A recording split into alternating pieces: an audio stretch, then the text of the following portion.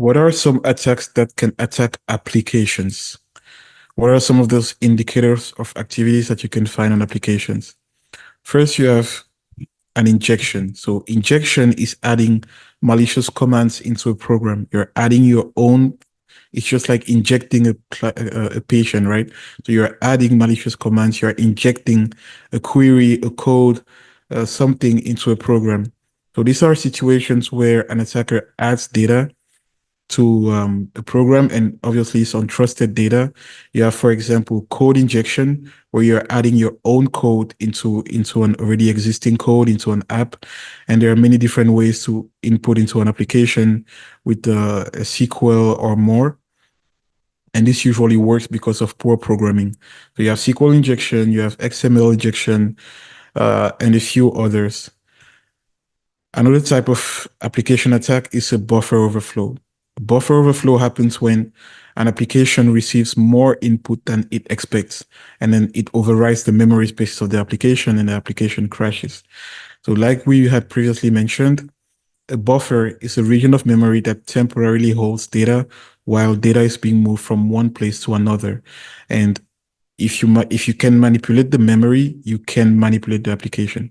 So suppose you're creating your application and the goal is to enter cybersecurity, like someone tries to enter cybersecurity in the buffer, but the maximum number of characters your application can take is 8 characters. So just for the illustration, suppose it's 8 characters. Now, what happens to the rest of the characters in the term cybersecurity? There is a problem. There is an overflow. So this is what we call the buffer overflow. There's an overflow here by 5 bytes, and your application crashes, and an attacker can take advantage of that.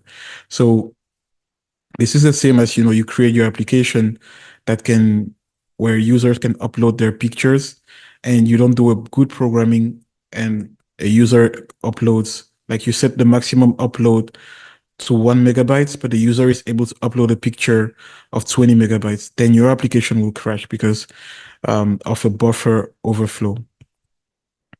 A replay attack happens when an attacker intercepts and retransmits data to gain access. So he intercepts communication and retransmits data for communication. For example, we previously talked about this. You have Josh here. He authenticates with his credentials at 11:48 a.m. And then the hacker is able to come into the middle of the communication. And once they have the data from Josh, the login data, they are able to perform the same action and look like the user and log in again with Josh's credentials and look like they're Josh. So here, the attacker can, log in without being detected. So it's important to have things like multi-factor authentication, timestamps, sequence numbers to prevent or counteract this type of attack. Privilege escalation is a type of attack that exploits vulnerabilities by gaining higher levels of access than intended. So what happens here, you have a Bank of America and their hierarchical level from intern all the way to administrator, and a hacker comes in and tries to break into the network. Once he's able to get past the company firewall, he will first try to attack the lower level employees because there is less security and less scrutiny on their accounts, on interns, on managers, on third parties, on guest accounts. And once he's able to find a way to break into the network, he will work his way up to the network, to the admins, and that's more dangerous because he can do or cause a lot more damage. Forgery is an attack that tricks a user into performing actions on the website, on the web application without their consent. So with the forgery, for example, with the cross-site request forgery, an attacker can lead you to transfer money out of your account without even your consent. Directory traversal is a type of attack where attackers are able to access files and directories outside of the intended scope.